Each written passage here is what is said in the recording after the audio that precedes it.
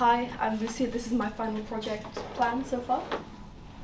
So the deliverables I'm thinking of will be a promotional video for the Clare School in Norwich. I'll be working on that with Georgia. She'll be mostly the production manager, and I'll be working on kind of the other things. And that will be based off of something that I'll go into later, but it's kind of the theme of the life cycle of a student. The other one I'll be doing is a historical documentary about the history of Catholic and Jewish communities in Norfolk, which again I'll go into with my research, but I think it's really interesting and it's really rich history that's quite underexplored. And then the third one we'll be doing is a kind of documentary about the Clare School. This is more rough, and I'll be discussing it more with Georgia once we actually go to film, and we can kind of see the people that they have at the school, their different stories, and see what inspires us really. So my research for the documentary kind of came from this general mood board slash, like, I think it's called mind map, that I made, kind of going into all my potential ideas. And you can kind of see here some general titles and news articles and things from different historical books. So you have historically Jews were expelled from England and then were allowed back in a bit later, but not for actual not for the benefit of their community, but because the ruling class at the time realised that, for one, they thought it would be interesting to look at their religious texts, and second of all, because they wanted to get more industry from people because the English economy was stagnating. So they also, if you are familiar with Oliver Cromwell and the history of the Protectorate, he also invited them in under the guise that if they were nice to them, they would convert to Christianity. And they had similar things happening with the Catholics. So after we had, obviously, we separated from the Catholic Church, there was what is called the penal years, where there was lots of discrimination against Catholics in the UK. Again, this wasn't really to do with how this community acted, more to do with the people in power. At that time it was the monarchy. They were able to benefit from demonising Catholics in order to get power for themselves. And then a bit later, Catholics then were able to get better rights again, but like with the Jews, it wasn't because of any changes in their actual behaviour, it was because, at the time, it benefited the British Empire to encourage Catholics to come here more so they could have more labour from Irish migrants specifically, who were majority Catholic. And just researching into this, I found it really interesting. They have specifically a history here in Norfolk of these communities where they were more protected. Norfolk and Norwich had the largest medieval Jewish population in England, and in terms of Catholics, the Duke of Norfolk is historically Catholic, and because of this, using his power, though it was slightly diminished due to him being a Catholic, meant that he was able to kind of protect some Catholics in Norfolk, and they were able to retain their faith without having to convert. And that is something that, really kind of took my interest. And because I haven't been able to find really any books or documentaries specifically about this history, I thought it would be really beneficial to make a resource for people to look into, because Norfolk and Norwich has kind of always been known as a city or county of sanctuary, and it's a history that needs to be known, so I thought it would be good to highlight it, really. And then for the subject, so far I have gone to Norwich Cathedral and I've interviewed their heritage officer there, Richard Maguire, and then I kind of went and basically brainstormed ideas for the questions I could ask him if I do actually go to interview him.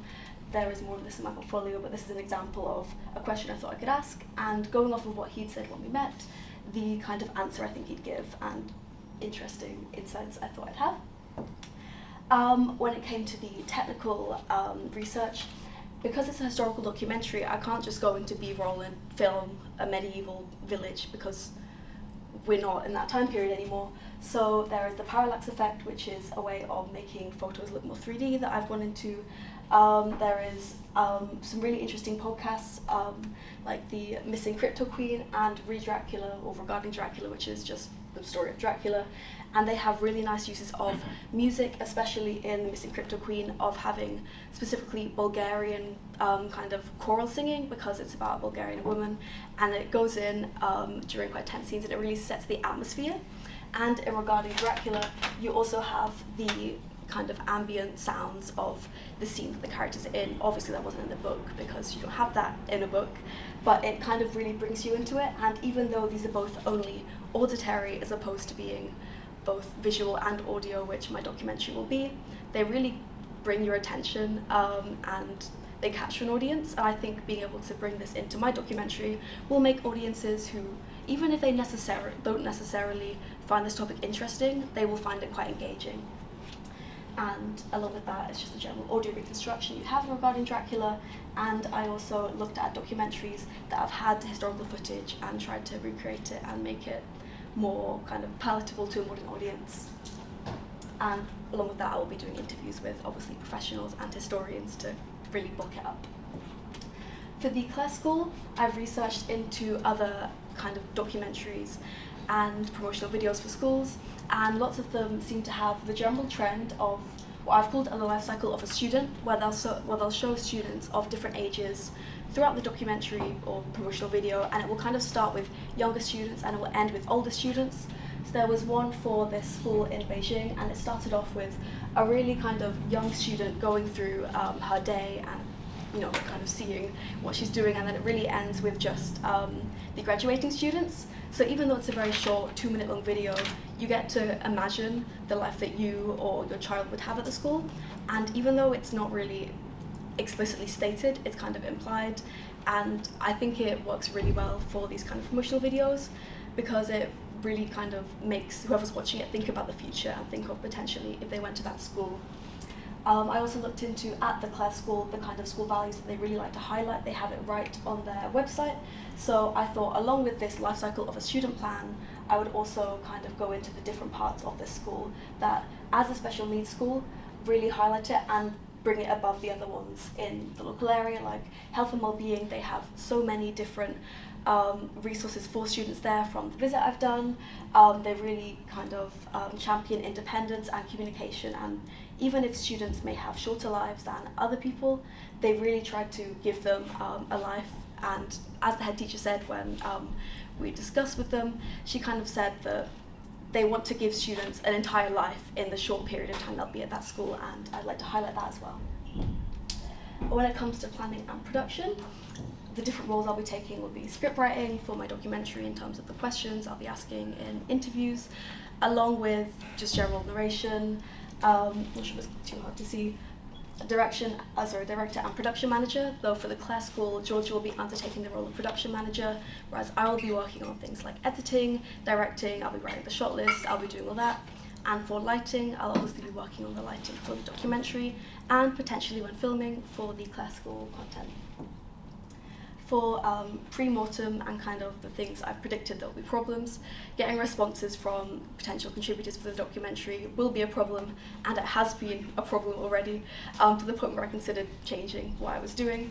So I've just basically been casting my net, emailing as many people as possible and contacting them to try and make sure I do have some contributors. Location permissions, obviously, if I'm going to be filming at historically protected or religious sites, there may be either legal parameters about where I can film, but also moral ones. Even if it's not against the law to film in a graveyard, could be seen as disrespectful. And then also for the Clare School, there'll be issues obviously with filming minors. I'll need to get consent forms from both the parents and the students at different points, though Georgia will be working on that as the production manager, so I might not be working on that as much, but that will still be very important to work on. Along with that, for the documentary, though it is historical and a lot of it is objective fact, there are also things when it comes to different religious interpretations of the history. Obviously, if I interview someone and I may present them as being biased or sounding disrespectful, they will not want to have that in a documentary, tarnishing their reputation. So at different stages of my editing, I will be sending the documentary to the contributors to see what they think and if they think their views are being properly presented. For health and safety legislation, I have read through the filming in England, specifically on location code of practice. I've read the guidelines the British Film Commission have had, and I will be adhering to them, along with the general things like obviously getting contributor consent forms, location consent forms, specific ones to minors as well, and then also doing very rigorous risk assessments, especially for, again, filming in historically protected sites and within schools, where you have to be very, very thorough to make sure that you do not cause injury or harm to other people or possessions. For accessibility, I will be using subtitles. I have decided, since lots of documentaries I found tend to use a subtitle kind where they have a black background and then white text, but in a lot more artistic films, they have kind of light yellow text and then a very thin little black outline, and I think that just seems more arty and it looks nicer. It still also is accessible so people can read it, but it does look nicer. And I will be offering different versions of different subtitles. So I will also be exporting versions of my videos, obviously for the classical and for the documentary, that will have no subtitles, so companies or organizations can have their own subtitles as they see fit. If there are scenes that people are speaking different languages, I will not be doing what a lot of films do where they just say speaking French or they just say the language. I'll actually be putting in what's been said of that language, so people who understand that language but may be hard of hearing will still be able to understand it. And obviously, as for the classical, that will have students who may be deaf, there will have students who may be dyslexic and may struggle to read as much. I will also have a separate version of the classical documentary and the classical promotional video that will have more voiceover for those who may struggle with sight, and one that's more audio heavy for those who may struggle one that's more audio heavy for those who may struggle with sight, and one that's more visual heavy for those that may struggle with hearing. And it comes to reflections, I will be using the tutorial form that we've been provided, along with a Google Sheets form that I've made for myself. Previously, I've been using it for exams, so I know that it has worked, and I've been able to use it for maybe 6 or 7 months at a time. So because of that, I can ensure that it's something that I will basically refer back to and that works for my personal style of learning. So that's what I'll be doing there. For this Google Sheets form, I have a list of things I've done weekly and planning what I need to be doing, along with a general daily form if I have things I need to get done on a kind of smaller scale. For my schedule, it's still quite loose because I haven't been able to get too many responses from different contributors, so I can't exactly plan when I'll be doing my interviews with them. But the general plan is the 1st of March, basically, that I'll just be kind of, up until then, I'll be wanting to get everything fleshed out and decide what I'm doing. Because I have been having issues with my documentary, by essentially the end of this week, but just the 1st of March is a general deadline, I want to have that all figured out and know what I'm doing. Obviously, there are the proper deadlines we have at the final submission and the interim portfolios, but I've also set parameters for myself, for example, finishing post-production for things on the 1st of May. 5th of March is the day where I know I'll be filming at the classical, so I've got that in there as well, just to remind myself. And for distribution, again, this is not as fully outlined, but for the documentary, I think it would be good to be seen in an educational context, especially in religious education, from the experience of, I think, going to 3 different secondary schools in Norfolk. A lot of schools, they have to specialise into 2 religions. A lot of them will choose Christianity and Judaism, so I think looking into the history of Catholics, kind of Christianity and Judaism in Norfolk will be very beneficial for those classes.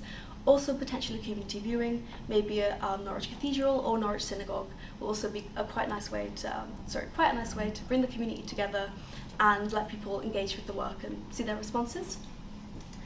And the classical, obviously it'll be on their school website. Currently, the last promotional video they did is very, very old, so that's not at the top of their website, but hopefully once we've made this new one, it'll be able to go up there.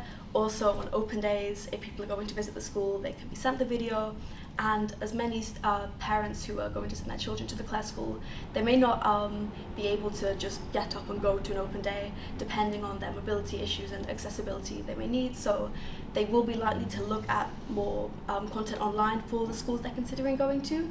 So I think having this as a video that can just be sent out to parents or children or potential students ahead of time will be really beneficial. So it'll be on the website, but it will also be there for kind of general communal viewing. And that is it. Thank you for listening.